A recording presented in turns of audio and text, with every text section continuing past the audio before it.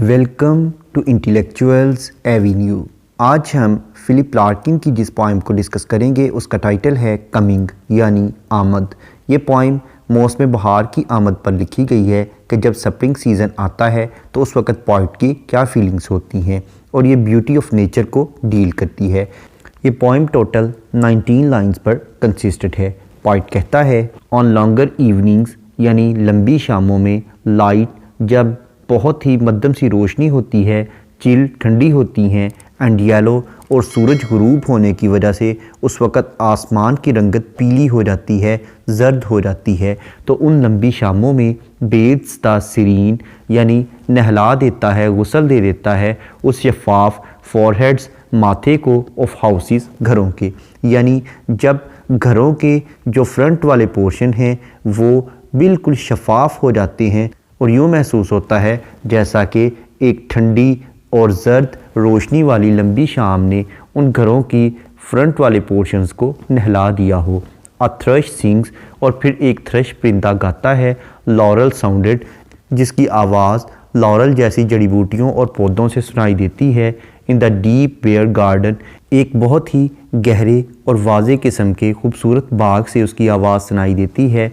It's fresh peeled voice, और उसकी जो ताज़ा और साफ़ आवाज़ है, एस्टोनिशिंग द ब्रिक वर्क, वो ईंटों से बनी हुई इमारतों को हैरान कर देती है।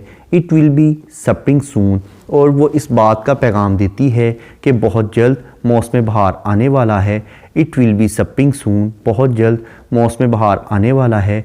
एंड आई, और मैं, हुज़ चाइल्डहुड, जिसका बचपन, इज़ अ फॉरगॉटन बोर्डम, बहुत ही बोरियत पर मुश्तमिल था और अब मुझे वो अपना बचपन भूल चुका है। फील लाइक अ चाइल्ड, तो जैसे ही मैं थ्रश परिंदे की आवाज़ को उन बागात में सुनता हूँ तो मुझे अपना बचपन याद आ जाता है और मुझे महसूस होता है कि जैसा कि दोबारा से मेरा बचपन आ गया हो। Who comes on a scene, और मुझे वही मंज़र दिखाई देता है ऑफ एडल्ट रिकॉन्साइलिंग, और मुझे यूँ महसूस होता है कि मेरी जवानी और मेरा बचपन दोबारा से आपस में मिल गए हों, एक दूसरे के साथ मवाफ़क़त इख्तियार कर गए हों। एंड कैन अंडरस्टैंड नथिंग, और फिर मुझे कुछ भी समझ नहीं आता बट द अनयूजुअल लाफ्टर, और एक गैर रस्मी किस्म का, एक खिलाफ मामूल किस्म की हंसी आ जाती है। And starts to be happy, और मैं खुश होना शुरू कर देता हूँ। यानी इस पोइम में पोइट ने यही कहा है कि जैसे ही मौसम बहार का पैगाम आता है तो मुझे यही महसूस होता है कि मेरा बचपन दोबारा से लौट आया है। इस पोइम का टेक्स्ट पढ़ने के बाद अब हम आते हैं इस पोइम में यूज़ होने वाली लिटरेरी टर्म्स या फिगर ऑफ स्पीच की जानिब। सबसे पहले तो ये पोइम एक फ्री वर्स है। फ्री वर्स ऐसी पोइम को कहते हैं जिसमें ना तो कोई मीटर फॉलो किया जाए और ना ही राइम स्कीम फॉलो की जाए। नेक्स्ट है एंजम्मेंट। एंजम्मेंट का मतलब है कि अगर किसी लाइन को पढ़ने के बाद उसकी प्रॉपर अंडरस्टैंडिंग डेवलप हो जाए तो ऐसी लाइन को एंड स्टॉप लाइन कहते हैं। इसके बरक्स अगर किसी लाइन को पढ़ने के बाद उसकी प्रॉपर अंडरस्टैंडिंग डेवलप ना हो बल्कि इसके लिए नेक्स्ट लाइन की सपोर्ट की ज़रूरत हो तो ऐसी लाइन को रन ऑन लाइन कहते हैं और इस टेक्निक को एंजम्मेंट कहते हैं। जैसा कि लाइन नंबर 3 एक रन ऑन लाइन है जिसमें वो कहता है बीट्स अ सीरीन, यानी उस शफाफ चीज़ को नहला देती है। अब कौन सी शफाफ चीज़ को, वो नेक्स्ट लाइन यानी लाइन नंबर 4 में बयान करता है। फॉरहेड्स ऑफ हाउसेस, यानी घरों की जो छतें हैं, घरों के जो फ्रंट वाले पोर्शन हैं उनको वो शाम नहला देती है। नेक्स्ट है पर्सोनिफिकेशन। पर्सोनिफिकेशन का मतलब है to give human traits to the non living things, बेजान चीज़ों को जानदारों की खसूसियात अता करना।